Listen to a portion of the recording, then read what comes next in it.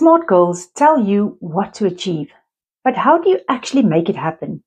That's where the PATHS framework comes in.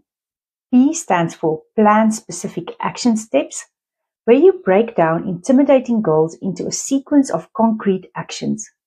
A means assign realistic timelines, and here's a pro tip. Multiply your time estimates by pi, 3.14. This buffer seemed to work very well because it works in a bit of a buffer for unforeseens.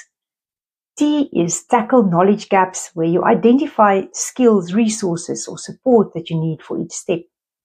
H, harness implementation techniques like accountability and focus management.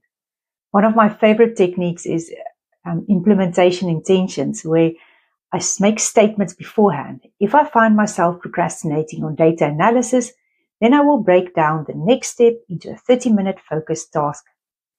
Finally, S stands for Set Success Metrics, where you establish how you'll track progress and when you'll check in.